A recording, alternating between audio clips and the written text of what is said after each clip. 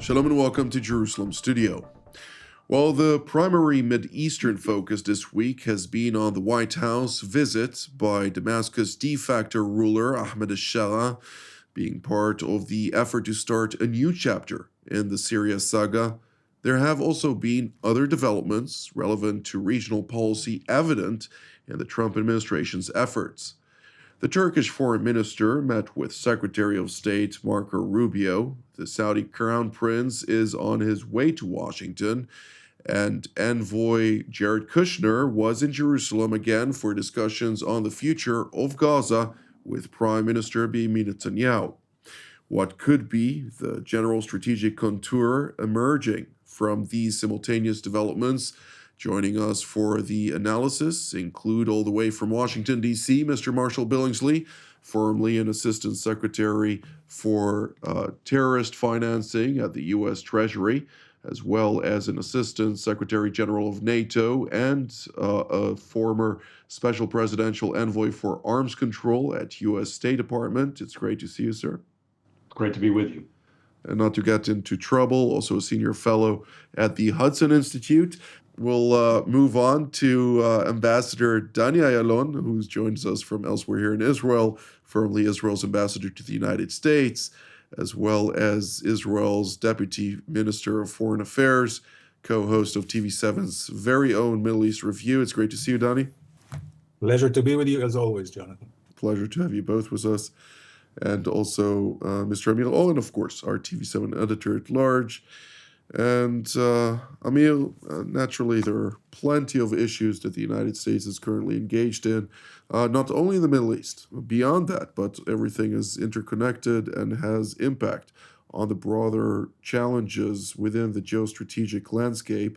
What are we to discuss as the first theater of our own backyard, so to speak, the Middle East? As if you didn't have enough troubles, you already listed most of them. Let's add Lebanon and Iran.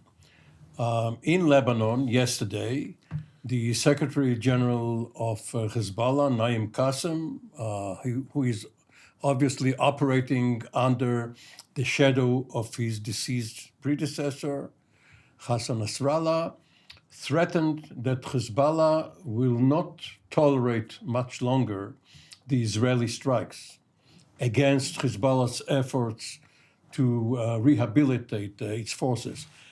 These forces are mostly north of the Litani. South of the Litani, Hezbollah is not provoking Israel, even though when Israel finds that there is some effort, it does strike. But apparently, we could see renewed violence, another escalation.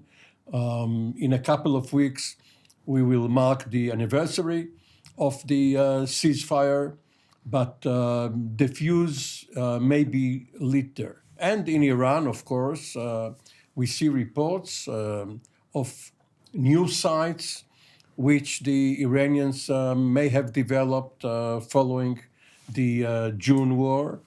And this could be the new or renewed fronts, even while we are focused on Gaza, on the West Bank terror, and the Houthis having stopped their missile launches at Israel ever since the ceasefire in Gaza took effect. Thank you, Mr. Oren. I'd like to start with you, Marshall. The Undersecretary for Terrorism and Intelligence, Financing Intelligence at the Treasury, John Hurley, together with Dr. Sebastian Gorka, the Deputy Assistant to the President and Senior Director at the National Security Council for Countering Terrorism, visited Beirut. They met for 2 days with the senior branch in Lebanon, from the President, Joseph Aoun, all the way to the Prime Minister, Nawaf Salam, and others, to really assist the government there in countering Iranian influence in Lebanon. What can you tell us on that? And despite skepticism being quite apparent all around, is there some sense that we could be somewhat optimistic about a different result of what is currently being expected?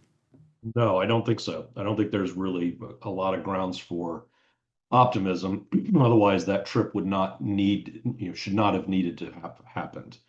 I was the guy who carried that kind of message to the Lebanese routinely in the first Trump administration, and I can tell you these are not congenial visits. These are pretty direct and pretty focused in the messages that are delivered.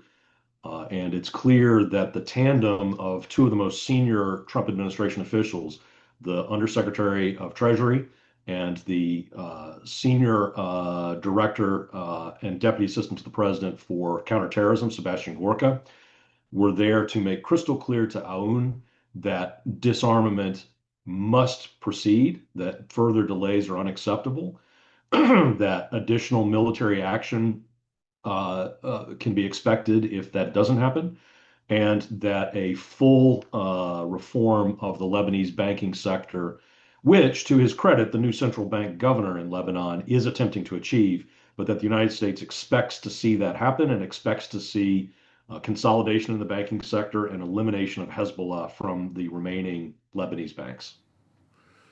Well, if I may follow up on that, you also testified in front of Congress a couple of days ago, during the course of which you discussed the cartels and the issue of Hezbollah being very much involved in this, particularly in Venezuela and other places, at a time when the United States has declared war under the current Trump administration against those type of activities.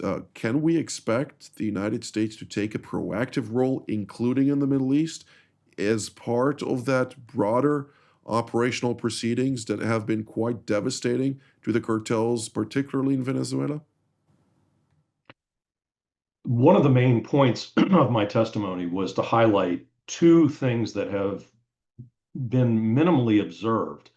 The first is that while Israel had significant success against both Hezbollah leadership, the rank and file, the destruction of Al-Qard al-Hassan banking sites in Lebanon, the rest of the Hezbollah terror financing apparatus, chief among those, the structure that they've built over many, many decades in Latin America, has gone largely untouched.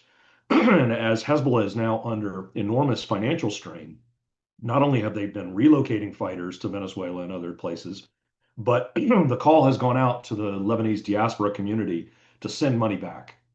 So it is going to be critical. And Venezuela really ranks foremost in terms of countries that are playing host to this cancer, to this virus of Hezbollah, and Iran. Iran maintains manufacturing sites, drone sites in Venezuela, naval facilities where they engage in all kinds of activities. Hezbollah has spread throughout the country and is heavily involved both there in the tri-border area of Paraguay, Brazil, and Argentina in the cocaine distribution process. This is big money. As much as 20% of Hezbollah's overall operating budget likely comes from its Latin American operations, and a huge percentage of that is associated with the drug trade. So they are very much fair game when it comes to the war on the narco-terrorists. And I assume this money also finds its way to the Islamic Republic of Iran. Oh, a big chunk of it. But the other thing that they're tied up in is the exploitation of the gold mining in the rainforests in Venezuela's jungles, where the Iranians are in essence, and this has been ongoing a long time. In the early days, Hezbollah brokered a number of drugs for weapons deals for the FARC, but they're now brokering gold, I should say, for weapons from Iran, and Hezbollah is right in the middle of it, facilitating these transfers.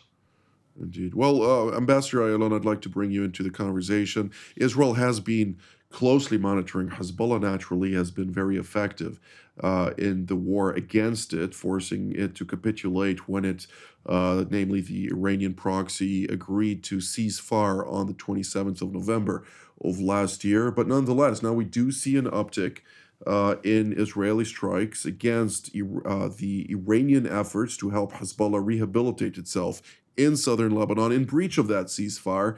And just earlier this week, we heard Prime Minister Netanyahu saying Israel is going to enforce its ceasefire and is going to be aggressively doing so moving forward. Yes, Jonathan. What is really remarkable is that with all the hits that Israel inflicts on Hezbollah, and I think we're doing it quite effectively, they're still tame. Only in the last few days, they have raised up some concerns with more, I would say, threats to respond.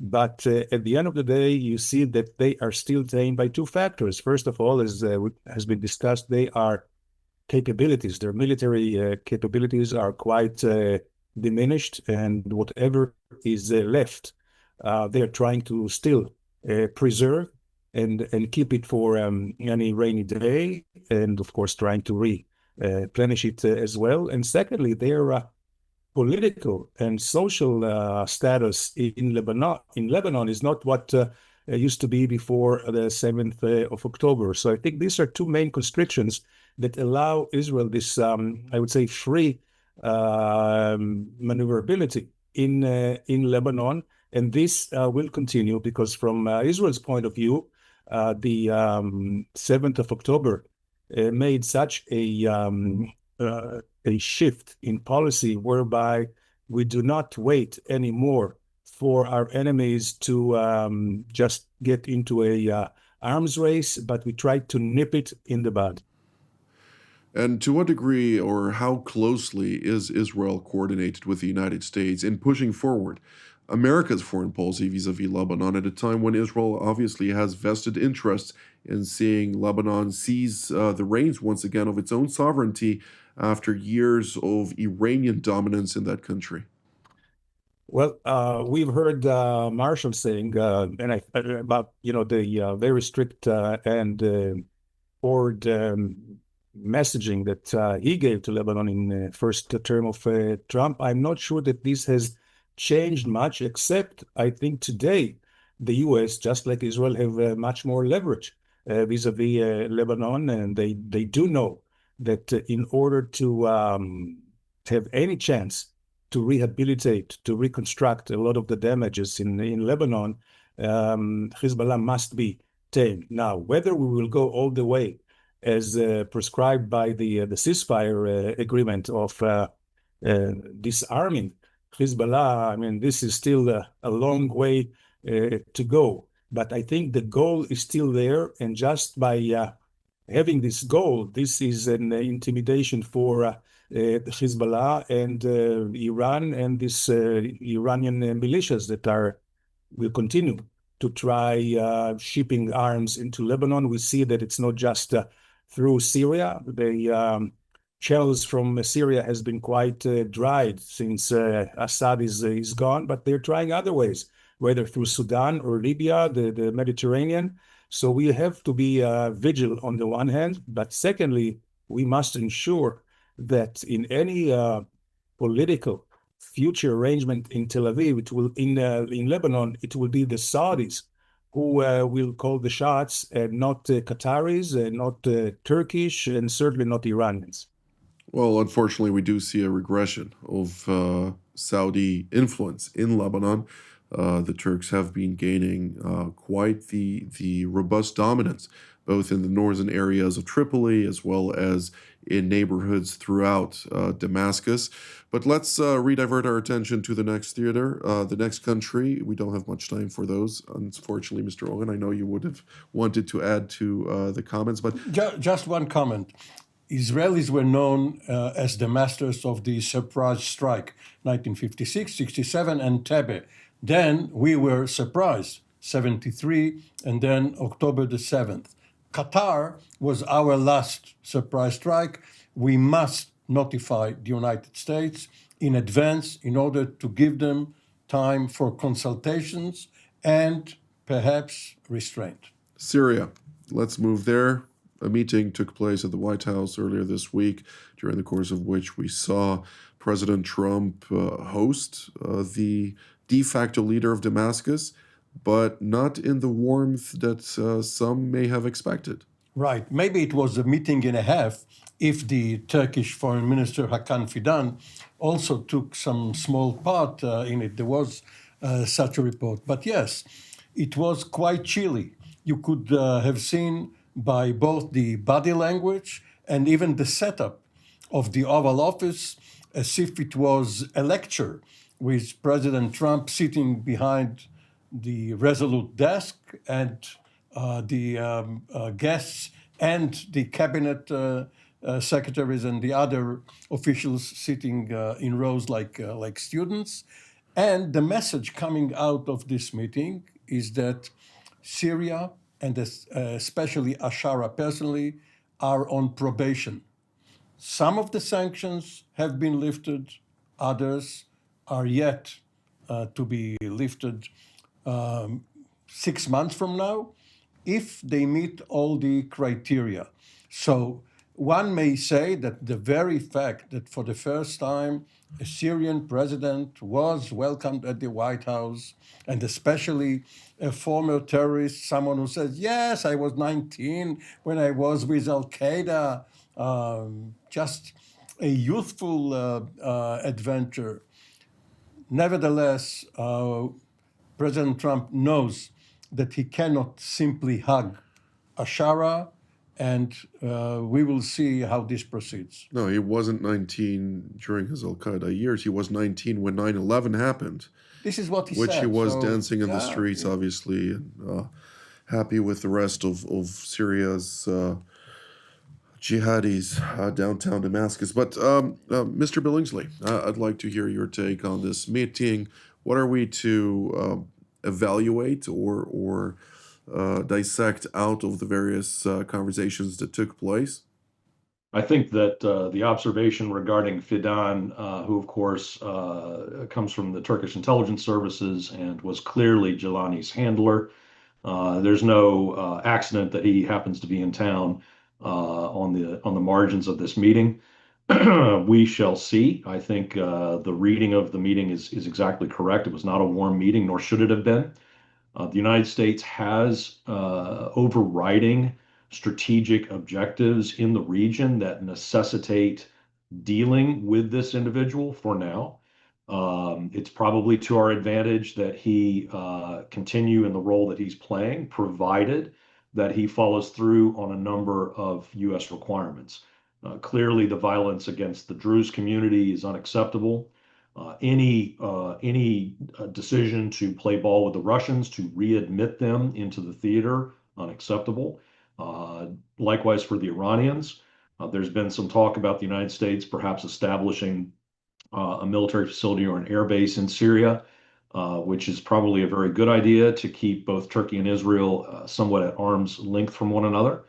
But time will tell. One always holds hope for conversion on the road to Damascus, and perhaps that has happened in this case. We'll see. Indeed. Well, Ambassador Ayalon, I'd like to hear your take on this also from an Israeli perspective. Naturally, Israel does not want to see any heavy weaponry south of Damascus. It does not want to see the reemergence of the Islamic Republic entrenchment in Syria, nor does it want to see other foreign actors, to include the one mentioned by Marshall, namely Turkey, entrench itself in various bases that would establish its capacity to launch a surprise attack southward. Something that obviously Israel does take into consideration. What are we to take out of that? And also from a humanitarian perspective, we understand that there is a growing pressure to establish a humanitarian corridor from the Golan Heights, Hadel, the village of Hadel, to Sueda, which is currently besieged by Damascus's forces. What can you tell us about that as well? Well, absolutely. But I would say the overall goal of Israel is certainly not to replace Iran by Turkey in Syria. That would be quite devastating and unstabling the entire region here. The fact that Erdogan has such direct, let's say, has a direct ear to Trump and is buddy-buddy with him could be quite concerning. So I think Israel has to be very, very adamant about the fact that the Turkish will not dominate Iran, and we know that they are really in a position to do that, as Turks are the ones who basically brought about the rule of a-Shar'a, Julani, over Syria. So this is one thing. Least right now is the possibility of Shia militias coming, because this is something that al-Julani will not allow. They were his mortal enemies. Turkey will not allow. So here there is some kind of a convergence of interest between Israel and the United States, which Turkey might exploit in order to take a hold in an entrench in Syria. So this is something that we have to be very careful about, and of course, not moving any Syrian military or armaments south of Damascus.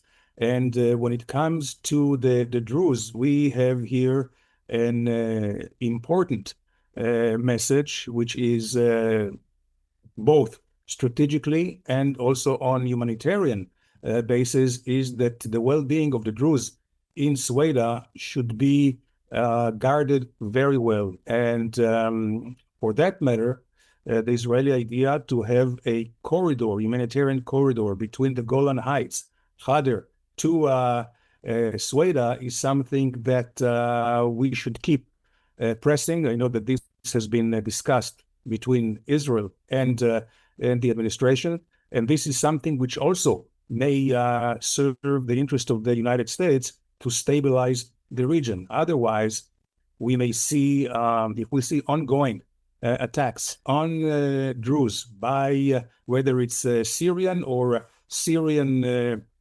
forces in the guise of some rogue militias, it doesn't matter.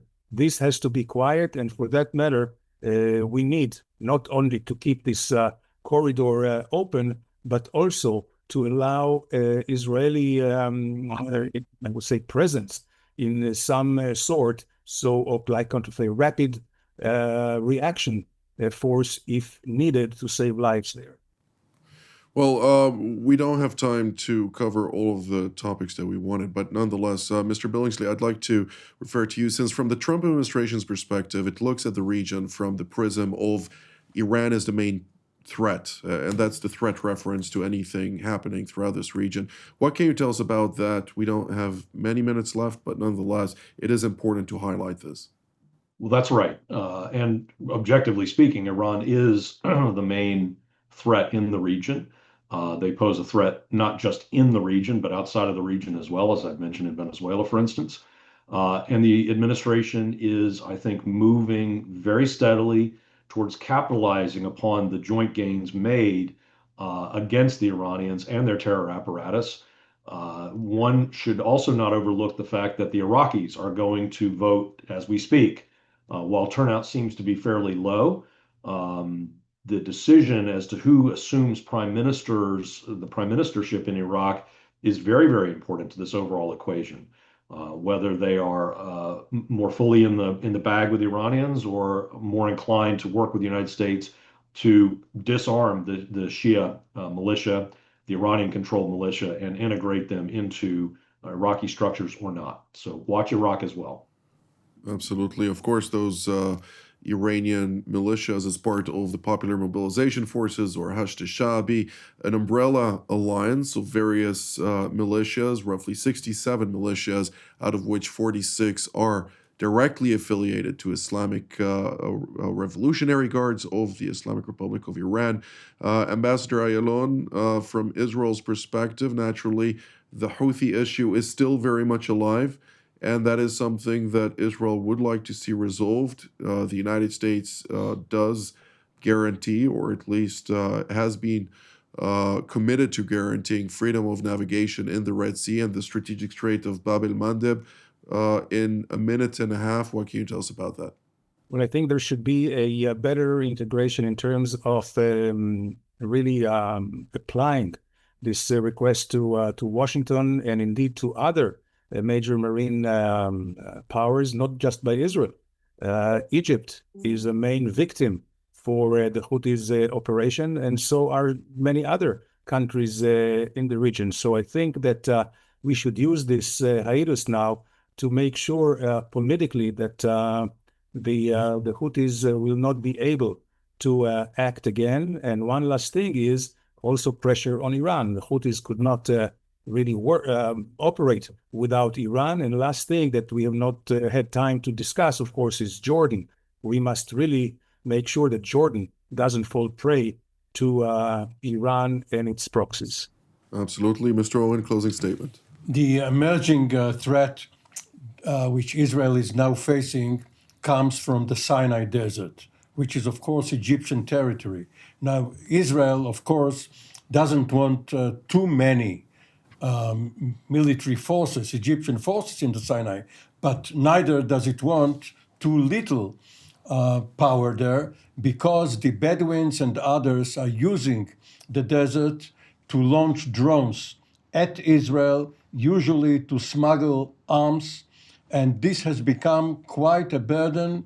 Israel is now trying to find an anti-drone tactic, and also to close the various areas, because this could become quite a problem. Just to explain this for the sake of our viewers, we're talking here about Bedouin tribes, particularly the largest tribe there is the Tarabin tribe in the northern Sinai Peninsula. There are three branches of that, one of which is the controlling faction. They are known to be affiliated to jihadist organizations. During the time of the Muslim Brotherhood in Egypt, we saw their Ansar Beit al-Maqdis. Then they shifted their allegiances to the Islamic State when they emerged as the powerful and capacitated organization capable of delivering illicit materials and funds to this organization, calling themselves Wilayat Sina.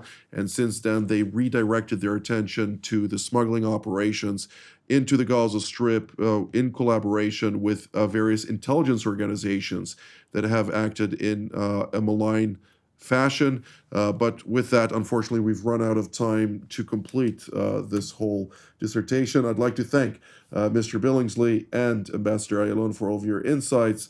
I'd like also to thank Mr. Amir Oren and all of you at home as well. Until our next edition, from here in Jerusalem, Shalom.